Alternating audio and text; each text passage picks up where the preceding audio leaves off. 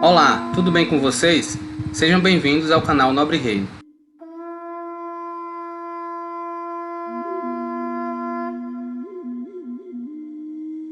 Os maias foi um povo indígena do México e da América Central, que habitou continuamente as terras que compreendem Yucatán, Quintana Roo, Campeche, Tabasco e Chiapas no México, e ao sul na Guatemala, Belize, El Salvador e Honduras. A designação maia vem da antiga cidade de Mayapán, a última capital de um reino maia no período pós-clássico. Estima-se que sua população era de 15 a 17 mil pessoas, e o local tem mais de 4 mil estruturas dentro dos muros da cidade, e habitações adicionais fora. Os maias referem-se a si mesmos por etnia e laços linguísticos, como Quiche no sul e Yucatec no norte, embora haja muitos outros. Esse misterioso povo, nobres amigos, tem intrigado o mundo desde sua descoberta na década de 1840. Mas na realidade, grande parte da cultura não é tão misteriosa quando entendida.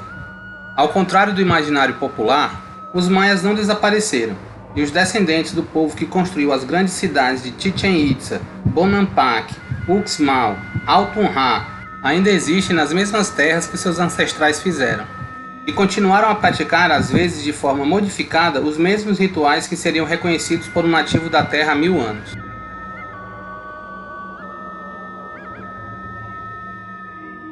A história da Mesoamérica é geralmente dividida em períodos específicos, que juntos revelam o desenvolvimento da cultura na região, e para efeitos dessa definição, o surgimento da civilização maia. Nesse período, uma cultura de caçadores-coletores começou a cultivar milho, feijão e outros vegetais, plantas e a domesticação de animais, tornando-se amplamente praticadas.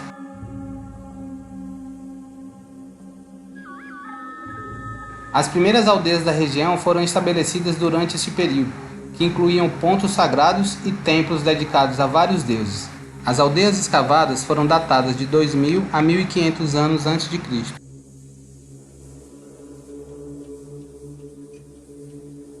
Também conhecido como período Olmeca ou formativo. Foi nesse período que os Olmecas, a cultura mais antiga da Mesoamérica, prosperou.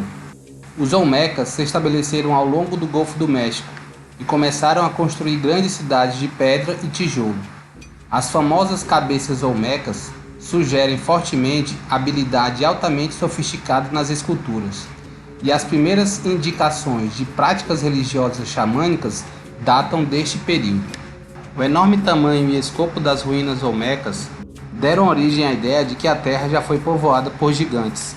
Embora ninguém saiba de onde os olmecas vieram e nem o que aconteceu com eles, foi um povo que estabeleceu as bases para todas as civilizações futuras na Mesoamérica.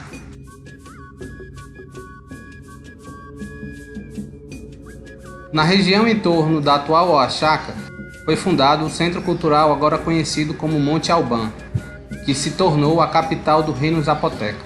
Os zapotenos foram claramente influenciados pelos olmecas, e por meio deles, alguns dos elementos culturais mais importantes da região foram disseminados, como a escrita, a matemática, a astronomia e o desenvolvimento do calendário, todos os quais os maias iriam refinar.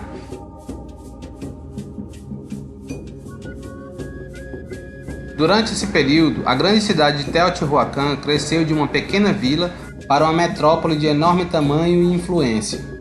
No início, Teotihuacan era uma rival de outra cidade chamada Cuicuco, mas quando essa comunidade foi destruída por um vulcão no ano 100 d.C., Teotihuacan tornou-se dominante na região.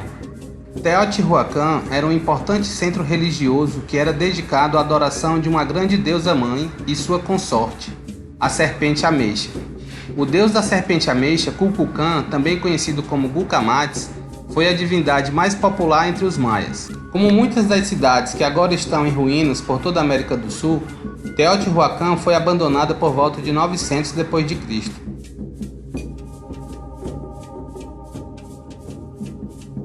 também conhecido como período El Tajín da história mesoamericana e maia. O nome El Tajín refere-se ao grande complexo urbano no Golfo do México, que foi reconhecido como um dos locais mais importantes da Mesoamérica. Durante esse tempo, os grandes centros urbanos subiram através da terra e os maias numeraram em milhões. O jogo de bola muito importante que veio a ser conhecido como Poc-Tapoc foi desenvolvido e mais quadras de bola foram encontradas dentro e ao redor da cidade de El Tajín do que em qualquer outro lugar da região. As pessoas que habitavam El Tajín permanecem desconhecidas, pois havia mais de 50 grupos étnicos diferentes representados na cidade e o domínio foi atribuído tanto aos maias quanto aos totonaques.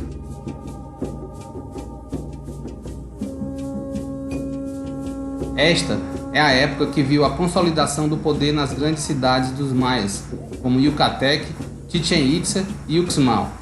Influências culturais diretas podem ser vistas em alguns locais dos olmecas e dos zapotecas, e dos valores culturais de Teotihuacan e El Tajín, mas em outros, uma cultura totalmente nova parece ter emergido. Este período foi o auge da civilização maia, na qual aperfeiçoaram a matemática, a astronomia, a arquitetura e as artes visuais, como também, nobres amigos, o aperfeiçoamento do calendário.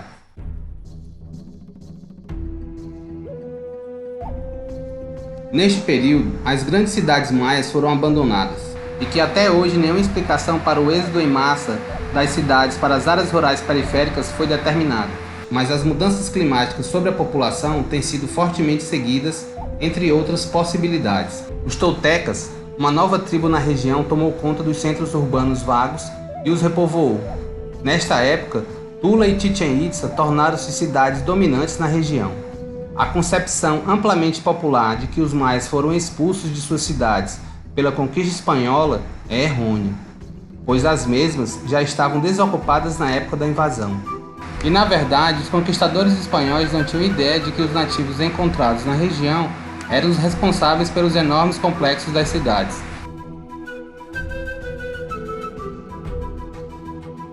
Chamado de Poc-Tapoc pelos maias, o jogo de bola mesoamericano foi o mais importante esporte ritualístico das antigas civilizações da Mesoamérica. Podia durar dias, terminando quase sempre com o sacrifício do capitão ou de toda a equipe. Foram encontrados campos de jogo de bola mesoamericano em diferentes culturas da América do Norte e Central, desde o Arizona até a Nicarágua, e também em ilhas do Caribe como Cuba e Porto Rico. A maior quantidade concentra-se no México, onde existem cerca de 1.500 campos de jogo de bola, o que evidencia a importância dessa atividade entre as culturas dessa região. O campo era construído na forma de I maiúsculo, com uma zona central comprida e estreita, ladeada por paredes inclinadas, recobertas com estuque e pintadas com cores fortes. Os tamanhos dos campos variavam. Os dos olmecas, os mais antigos, tinham 80 por 80 metros. O de Chichén Itzá, o maior de todos os campos, possuía 170 por 70 metros, maior que um campo de futebol.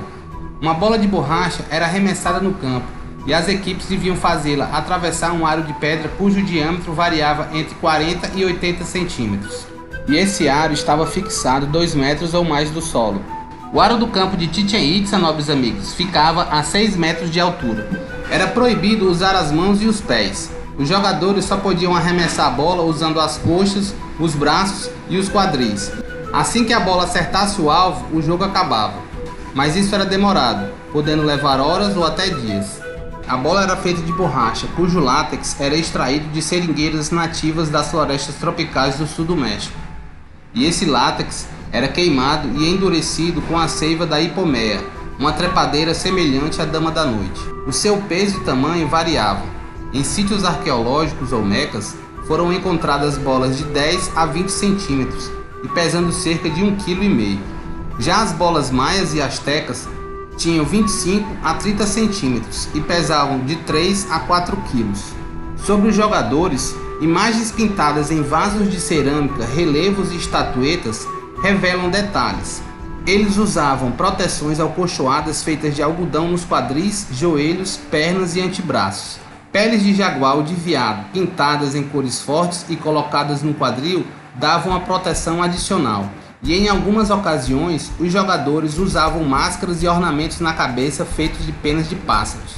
Era um jogo extremamente violento, Eram comuns contusões, ferimentos graves e até mortes causadas pela força e velocidade com que a pesada bola era arremessada.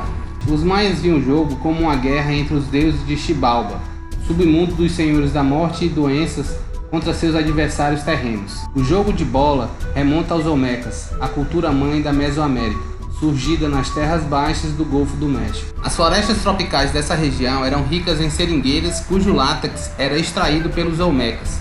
Aliás, nobres amigos, o nome Olmeca significa povo da borracha.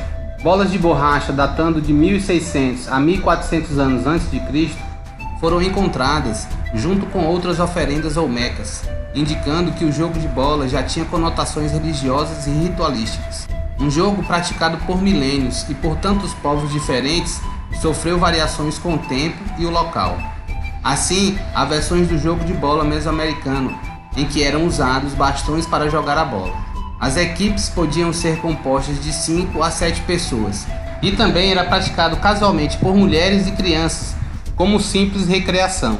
Estatuetas de jogadores de bola, incluindo figuras femininas de 1250 a 1150 anos antes de Cristo, já mostram o uso de faixas acolchoadas no abdômen, braços e pernas.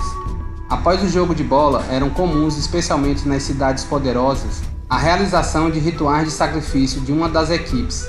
Porém, queridos nobres, se diverge sobre quem eram os sacrificados, se os derrotados ou os vencedores, mudando isso conforme a civilização.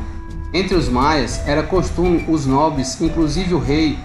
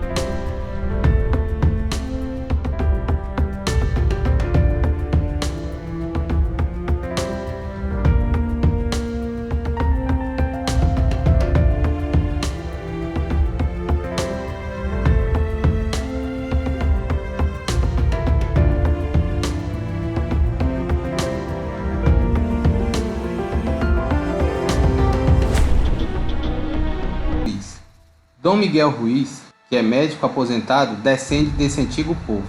O mestre tolteca explica que os 4 compromissos são a introdução ao mundo dos artistas.